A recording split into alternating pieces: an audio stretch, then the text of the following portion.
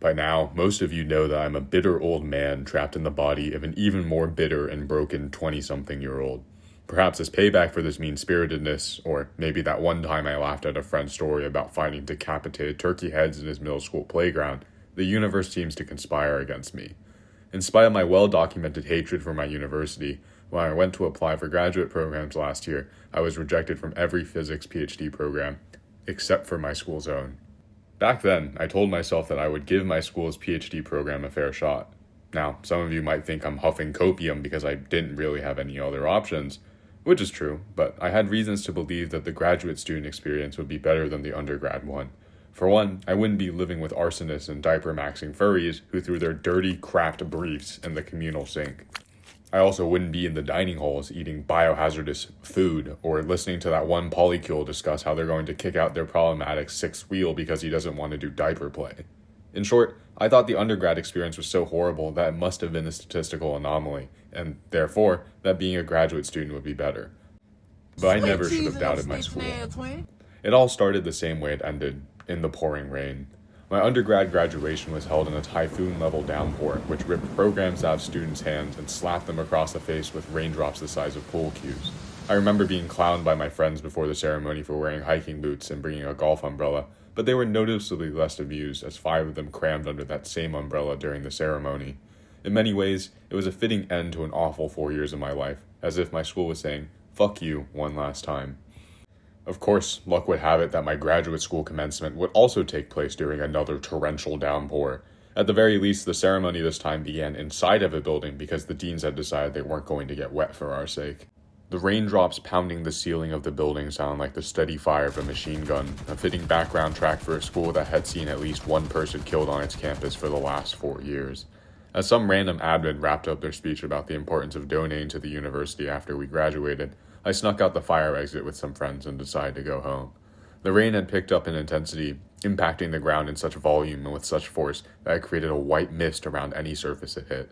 It was bad to the point that my waterproof boots, which had helped me wade through rivers, streams, and ponds across America for nearly a decade, finally gave up the ghost and filled with water. The ominous warnings continued throughout my orientation week. One day, the dean of the physics department sat down at my table for lunch. Naturally, a bunch of physicists ran out of things to talk about almost immediately, leaving us to eat our soggy sandwiches and paving brick brownies in awkward silence.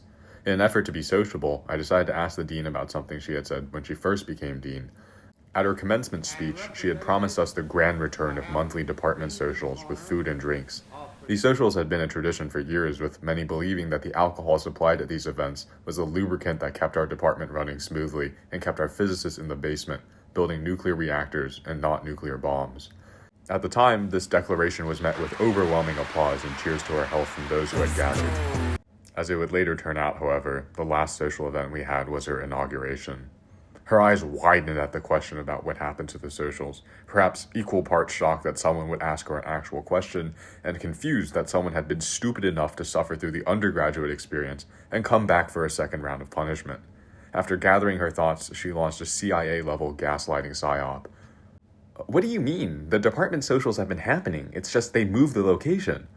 "Oh, really? Where are they? Is there like a list host or something that I'm not on?" "Yeah, they've been going on in the administrative offices on the other side of campus. Maybe you didn't hear about them because you were in an undergrad." "That's really strange. I don't think anyone in the groups I'm a part of has gotten these emails either." "You should check with my administrative assistant. Maybe he forgot to put your labs on the email chain." And with that, she disappeared as quickly as she'd shown up. Tossing her half-eaten sandwich in the trash, I couldn't tell if the look of disgust on her face was at the creamy turkey she'd been unfortunate enough to ingest, or at the student who was scaring off the new hires. During the rest of the orientation, I also gradually realized that there were a lot of physics PhD students. In fact, my cohort had 3 times as many students as there were professors in the department. Even accounting for physics PhD students working with professors in adjacent departments like computer science and biology, this massive inequality between the number of available slots and the number of students in my program means that at least half of my class won't be able to find a professor on campus.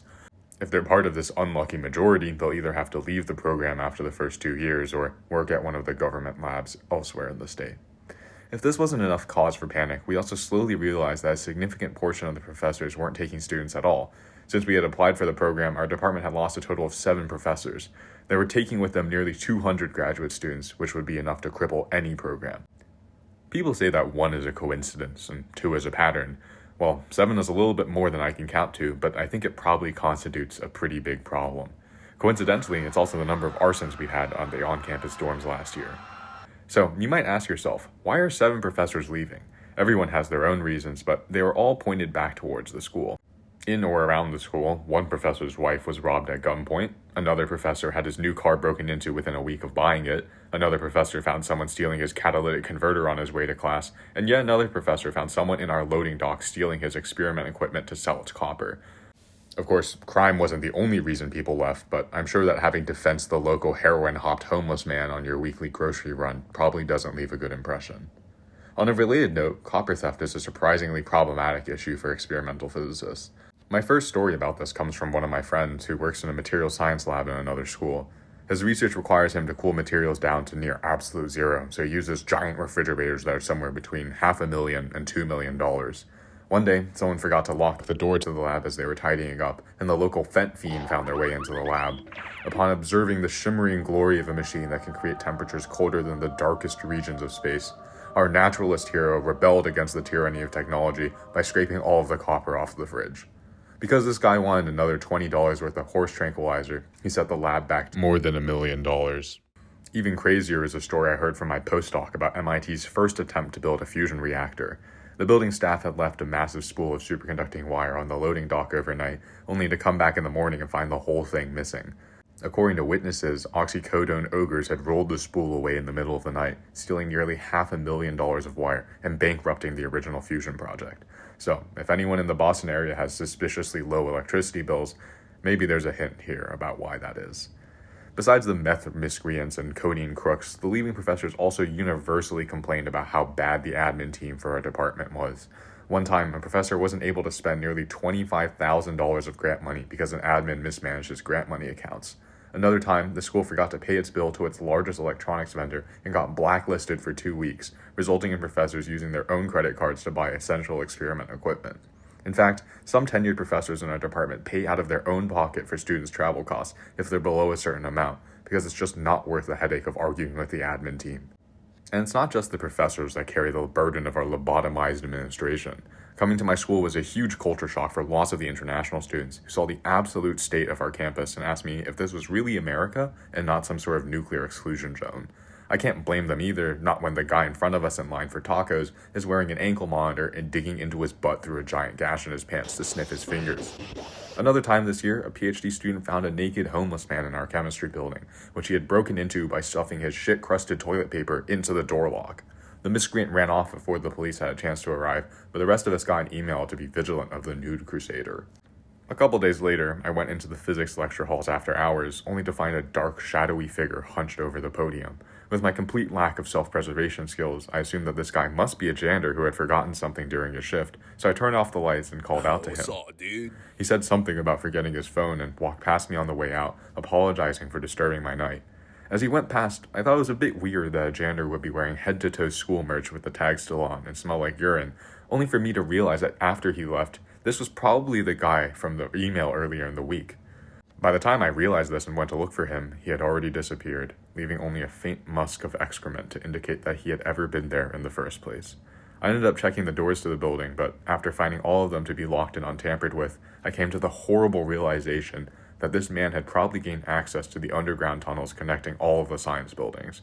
I tried to wave down the university cop cars outside, but after 3 of them passed me doing jumping jacks, I decided to call the dispatcher. I was then notified that the line was busy, and after realizing that I hadn't learned my lesson, I took a page out of the admin playbook. After smacking the nearest blue light station, I walked home, because this wasn't my problem. I could go on, but I fear that this kind of complaining, much like my back, has gotten old. I'm also a bit concerned that if I say anything more, someone's going to get my docs and send me a Ted Kaczynski fan mail. So before that happens... Oh, what's that? I have a package. Oh, sick. Look, it's my friend Bima's channel. He's linked in the description and the pinned comment, so go check him out if you have a chance. I think he's pretty funny. But wait, he's not the only thing in here. What's this underneath?